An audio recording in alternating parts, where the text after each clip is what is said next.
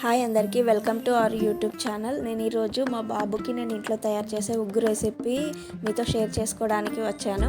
First అయితే ఈ recipe కోసము 2 గ్లాసెస్ రైస్ తీసుకున్నాను. ఇంకా హాఫ్ గ్లాస్ మినప్పప్పు, 2 గ్లాసెస్ రైస్కి హాఫ్ గ్లాస్ మినప్పప్పు, ఇదే క్వాంటిటీ నేను మెయింటైన్ చేస్తున్నాను. తీసుకొని ఈ రైస్ మినప్పప్పు అయితే సపరేట్గా నీట్గా 2-3 టైమ్స్ వాష్ చేసుకోవాలి. వాష్ చేసుకొని వాటర్ పోయేంత వరకు స్ట్రైనర్లో పెట్టి ఉంచాలి.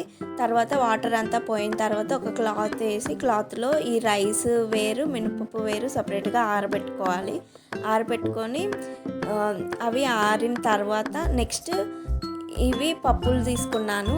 నేను మైసూర్ పప్పు, ఇంకా కందిపప్పు, ఇంకా గుండు పెసర్లు తీసుకున్నాను.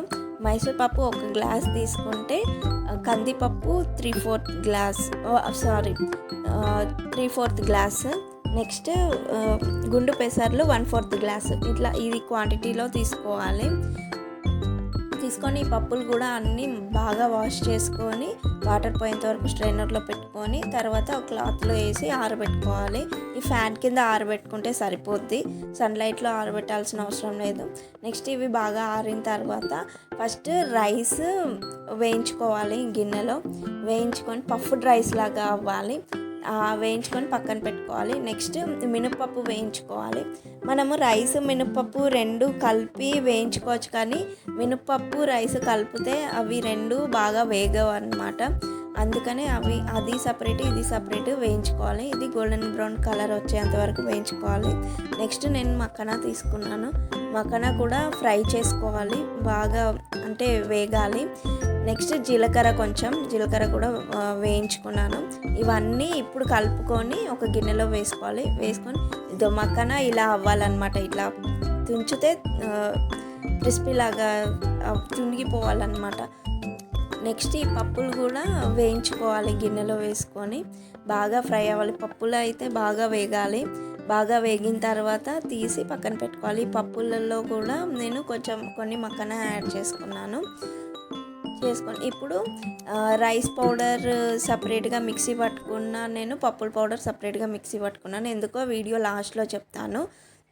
ఇప్పుడు ఈ రైస్ పౌడర్ని మిక్సీ పట్టుకొని జల్లెల్లో వేసి జల్లించుకున్నాను నేను. ఎందుకంటే పౌడర్ అనేది సాఫ్ట్గా ఉండాలి. అది కొంచెము బియ్యం నూకలు ఉన్నా కూడా పిల్లలకి గొంతులో తడుతుంది కదా, అందుకని సాఫ్ట్గా 2-3 టైమ్స్ అయినా పర్లేదు జల్లించుకొని మరి 2-3 టైమ్స్ మిక్సీ వేసి గ్రైండ్ చేసుకోవాలి మెత్తగా.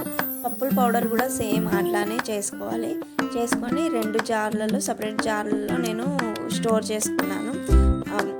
ఈ రైస్ ఉగ్గు పౌడర్లో కొంచెం వాము కూడా యాడ్ చేసుకోండి, అది కూడా మంచిదే పిల్లలకి. వాము కూడా లాస్ట్లో మిక్సీ పట్టే ముందు వాము యాడ్ చేసుకోవాలి. నెక్స్ట్ నేను ఎందుకు సపరేట్ జార్స్లలో పెట్టుకున్నాను అని అంటే, అందరి పిల్లల గట్ హెల్త్ అనేది ఈక్వల్గా ఉండదు. కొంతమందికి పప్పులు పడతాయి, కొంతమందికి పడవు పిల్లలకి. అందుకని నేను ఫస్ట్ ఈ రైస్తోని ఉగ్గు స్టార్ట్ చేశాను. తర్వాత పప్పుల పౌడర్ ఒక 1 మంత్ 2 మంత్స్ తర్వాత యాడ్ చేసుకున్నాను.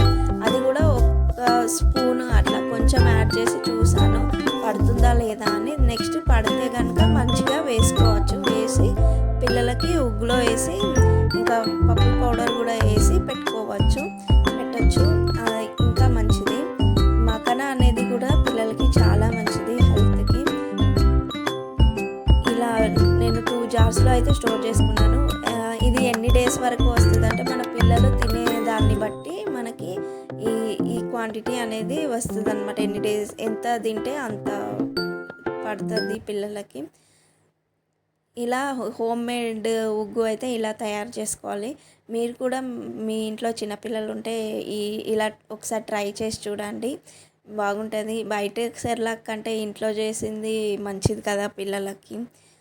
అందుకని ఇలా నేనైతే గ్లాస్ జార్లో స్టోర్ చేసుకున్నాను. గ్లాస్ జార్లో అయితేనే best. Okay, thank you for watching our videos. Please like, share and subscribe to our channel. Bye.